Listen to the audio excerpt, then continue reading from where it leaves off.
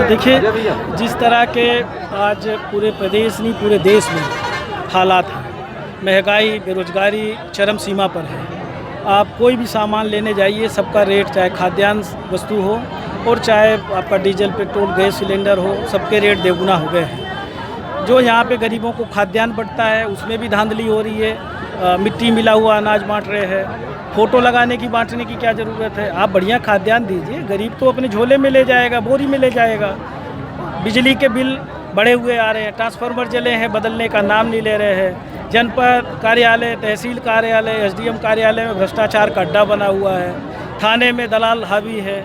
ऐसे बहुत सारी समस्याएं हैं। माफिया राज पूरी तरह से हावी है। गांव-गांव में दारू बिक रही है। ये सारी बातें कहीं न कहीं हमारे समाज को विचलित करने का काम कर रहे हैं। आज शैक्षणिक व्यवस्थाएं पूरी तरह से चरमरा गई हैं। स्वास्थ्य सुविधाएं पूरी तरह से चरमरा गई हैं। डॉक्टर्स नहीं हैं। कोरोना में लोगों की जान चली गई, उनको मृत्यु प्रमाण पत्र कोविड का नहीं दिया गया, ना कोई राहत राशि दी गई। तो जिस तरह के हालात पूरे प्रदेश में शिवराज सिंह चौहान ने पैदा किए हैं, वो हम कह सकते हैं कि ये हालात अच्छे नहीं हैं। इससे गरीबों में, किसानों में, मजदूरों में काफ़ी नाराज़गी है। गरीबों का बिना बताए मकान तोड़ देते हैं। बहुत सारे लोगों को नोटिस जारी कर दिया। जो लोग भूमिहीन हैं, कई वर्षों से काबिज है, उनको घर तो चाहिए ना। वो सरकार एक तरफ बोलती है उनको पट्टे देंगे, दूसरी तरफ अधिकारी कर्मचारी इस तरह का तानाशाही वाला प्रयोग करते हैं। तो ये सारी बातें कहीं न कहीं गरीबों के मन में, किसानों के मन में नाराज़गी है। और क्षेत्र का जनप्रतिनिधि होने के नाते मेरी ये जिम्मेदारी बनती है, विपक्ष में है, जब कहीं किसी भी प्रकार की इस तरह की घटना दुर्घटना हो, जब जनता परेशान हो, तो फिर हमारी नैतिक जिम्मेदारी बनती है कि हम उनकी आवाज़ बने। हमारी सरकार थी बेरोजगारों को, स्थानीय लोगों को रोज़गार देने के लिए 70% स्थानीय लोगों को रोज़गार बनाए। हम लोगों ने नीति बनाई थी, उसका पालन नहीं हो रहा है। तो आज बेरोजगार सबसे ज़्यादा परेशान है। नौकरियों में सरकारी भर्ती नहीं हो रहा है। तो ये जो हालात है, किसान परेशान है। किसानों को समय पे खाद बीज नहीं मिलता, नकली खाद बीज मिलता है। सोसाइटियों पे बेचने के बाद उनको समय पे उनका पैसा नहीं मिलता है।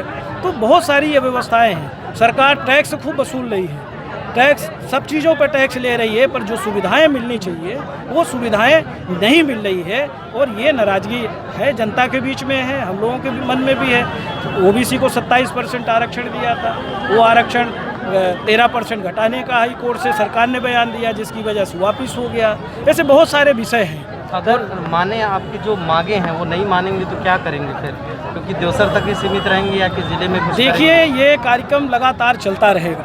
हम लोग विधानसभा में भी बहुत सारे विषयों को हाईलाइट किए थे। सदन नहीं चलाते, भगते हैं। सत्र जब हमारा होता है तो सत्र कई दिनों के लिए आहूत किया जाता है, और सत्र अगर 4 दिन के लिए आहूत किया, दूसरे दिन ख़त्म कर दिया। ये लोग चर्चा नहीं कराना चाहते। ये लोग नहीं चाहते कि हमारी कमियां उजागर हों। ये भगते हैं। और ऐसे लोगों का अब एक ही तरीका है, जब सदन नहीं चले, हमारी आवाज़ को दबाई जाए, तो फिर जनता के बीच में तो आवाज़ जानी चाहिए। जनता को साथ में लेके हम लोग सड़क पे भी उतरेंगे, और भी पदयात्राएं भी करेंगे, जिला का भी घेराव करेंगे, संभागीय कार्यालय का भी करेंगे, और प्रदेश कार्यालय का भी होता ही रहता है, फिर करेंगे। तो ये दौर तो चलता रहेगा। गाँव-गाँव में जाएंगे, हम लोग जागरूक करेंगे कि किस तरह से ठगने का काम किया, किस तरह से अच्छे दिन के नारे दिए थे, काला धन लाने की बात कही थी, और जो कहा एक भी कोई काम नहीं किया। रोजगार देने की बात कही थी, किसी को रोजगार नहीं मिला। 2 करोड़ प्रतिवर्ष रोजगार देने की बात कही थी। तो चारों तरफ तो फेल हो गए। अब ये फेल हो गए, अब जो हमारी संपत्तियां हैं उनको भी बेचने का काम कर रहे हैं। तो देश की जनता जाएगी कहाँ? बेरोजगार जाएंगे कहाँ? क्या होगा हमारे देश आप का? अभी ने किसी एसडीएम का भी जिक्र किया था कि वो कुछ बातें उनकी वायरल हुई थी, या कुछ बातों का आप जिक्र किए थे अभी भाषण में, उसको लेकर क्या कहेंगे? देखिए, मेरा किसी एसडीएम से कोई विरोध नहीं है, मेरा व्यवस्था से विरोध है। हम सबकी जिम्मेदारी, चाहे अधिकारी कर्मचारी हों, चाहे जनप्रतिनिधि हों, सबकी जिम्मेदारी एक ही है कि हम जनता जनार्दन के लिए बने हुए हैं। जितनी भी संवैधानिक व्यवस्था है, जितने भी पद हैं, ये सारे पद आम जनता के लिए बने हैं। ये आम जनता के लिए जो व्यवस्था है, इसको निर्वहन करने की जिम्मेदारी सबकी है। और इसको निर्वहन करने के लिए अधिकारी कर्मचारी को भी अपना कर्तव्य निभाना चाहिए। अगर कहीं कोई कमी है तो उसको सुधार करना चाहिए, न्याय देने का काम करना चाहिए। ये जिम्मेदारी है, ना कि किसी को हम ढहा दें, किसी को परेशान करें। तो हमारी तो व्यवस्था के खिलाफ है। कोई भी होगा जो अव्यवस्थित होगा उसको व्यवस्थित करने की जिम्मेदारी, जनता ने हमें अधिकार दिया, हम क्षेत्रीय विधायक हैं, उसको हम व्यवस्थित करने का काम करेंगे। डीएमएफ का फंड जो है जिले से लगभग 75% बाहर जा रहा है, इसको किस वजह से आप देखते हैं? कौन? डीएमएफ का, डिस्ट्रिक्ट मिनरल फंड का पैसा। देखिए ये तो पूरी तरह से सरकार की असफलता है। नीति में जो गवर्नमेंट ऑफ इंडिया के रूल्स है उसमें बड़ा स्पष्ट लिखा हुआ है कि डीएमएफ फंड ये जिले का है, जिले में ही खर्च होना चाहिए और जिले के लोग तय करेंगे, जनप्रतिनिधि यहाँ के प्रशासनिक अधिकारी तय करेंगे, और ऐसा ही होता था।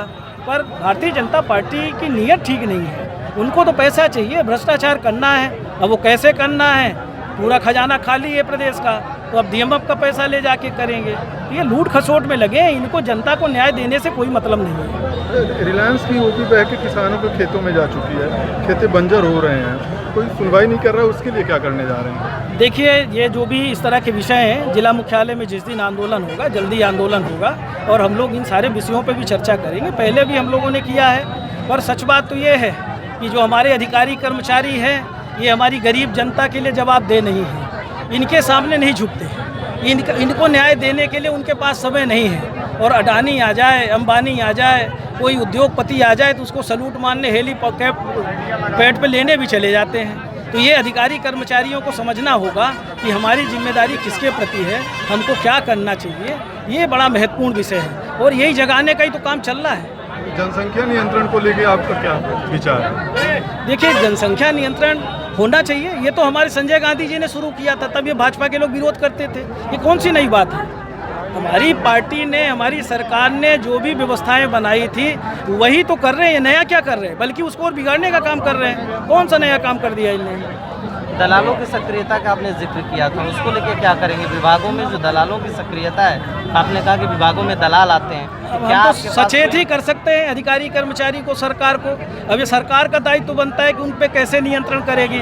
अब सरकार की मनसा ही अगर गड़बड़ है, वो दलालों के थ्रू ही चलाना चाहते हैं, तो उसमें तो हम लोग आगाही कर सकते हैं। विभाग ऐसे लगते हैं जिले में आपको कि वहाँ दलाली ज़्यादा है? सभी जगह दलाल घुसे हुए हैं, भाजपा के नेता दलाली ही तो कर रहे हैं। जनता की सेवा कर रहे हो तो कितने आवेदन थोड़ी मिलते हैं, इतने आवेदन, इतनी परेशानी जो जनता के बीच में हो जाती है। छोटे छोटे काम के लिए जो नियमन है पंचायत स्तर पर ही निराकरण हो जाना चाहिए, वो क्यों नहीं हो रहा है? बीच में हम लोगों ने आपकी सरकार आपके द्वारा शुरू किया था, इस तरह के कहीं भी आवेदन नहीं मिलते थे। ये तो 2 साल में फिर से वही अव्यवस्था हो गई।